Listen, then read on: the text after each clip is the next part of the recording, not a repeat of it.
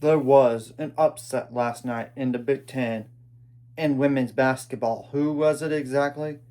Apologize for looking down because I cannot memorize all this stuff. Number 12, Michigan State lost to number 22, Maryland, 86 to 70. This is obviously huge for the Big Ten standings. Michigan State's now 8-4 in the Big Ten, 19-4 overall. While Maryland is 18-6 overall, 6-6 in the Big Ten. This does impact NCAA tournament seeding down the line, especially if Michigan State wants to potentially host the first two rounds of the NCAA tournament. Maryland was up 43 to 33 at halftime, but the second half, Michigan State scored more, 37 points. However, Maryland scored 43 points again. But there's obviously more to the game than that. That's why I'm going to go over the stats. There's no use going over the last minute of the game. It was just too big of a margin to even think about discussing that. And Michigan State shot 44% from the field on 57 attempts, 27% on threes, though, on 15 attempts, 73% on free throws on 22 attempts, 33 rebounds, 9 offensive, 14 assists. Now, 20 turnovers, that's way too much. 7 steals, 5 blocks, 17 fouls. How many points off the bench? Emma Shoemate had 9, and Mara Dykastra, Dykastra, I apologize if I butchered that, had 5, so 14 points essentially. Now, 3 double-digit scores for Michigan State that combined for Grace Van Sluten had 19. Candy Blair had 15. That's 34 points already, plus Jaylen Brown with 13. So thus, 47 points. And 2 players scored 16 points this game. I kind of mentioned Emma already from the bench with 9. And that's Sotelo with 6. So 15 points right there for those players that scored 16 points. Now, Maryland had how many bench points in this game? Mar McLean had 10. Kendall Walker had 14. That's 24 already. Plus Randy Wilson with 6. So 30. Plus Brianna Williams with 2. So thus, okay, that's 24, 30. 32 points off the bench. And 5 double-digit scores in this game. They literally combined for the non-double-digit scores combined for Ozzy Modu had 2. Brianna Williams had 2. That's 4 points. Plus Rainey Wilson with 6. So that's 10 points. So 76 points. They would have won the game anyway without them. Obviously, one player scored 6 more points this game, had 6, and that's Rainey Wilson with 6. Yeah, the players that scored in the double figures, by the way, were Oluchi Okonkwo with 23. She deserves the game ball. I mean, 8 for 13 from the field and 2 for 3 from the 3-point line, 5 for 6 on free throws, 5 assists in the game, 4 rebounds. You could check the rest of the stat line. Jordan Garzon had 16 points. Salem Parker had 13.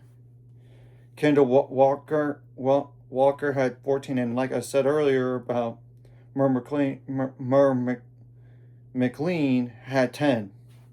So it definitely helps to have a lot of balance in this type of game, and they shot the ball better in all areas of the game. 49% from the field on 65 attempts, 36% on threes on 22 attempts, 78% on free throws on 18 attempts, 36 rebounds, 10 offensive, 17 assists. Now 12 turnovers, 11 steals, 1 block, and 20 fouls. Now I'm going to go to the points out turnovers, points in the paint, and fast break points as well. Points out turnovers definitely favored Maryland in this game, 22-7. Fast break points actually favored Michigan State, 25-14, and points in the paint were even, 40 apiece. So what's the next 5 games for both of these teams going forward? Might as well include like one more game for Michigan State because there's only 6 games remaining in the regular season here.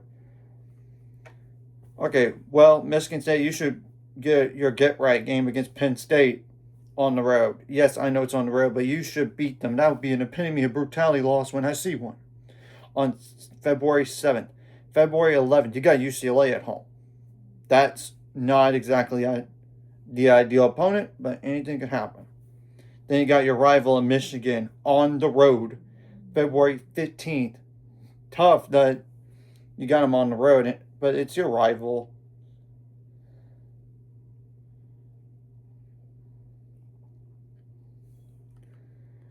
Then you got Northwestern at home, February 18th. That would be an penalty brutality loss. I don't see that one happening either, just like the Penn State game.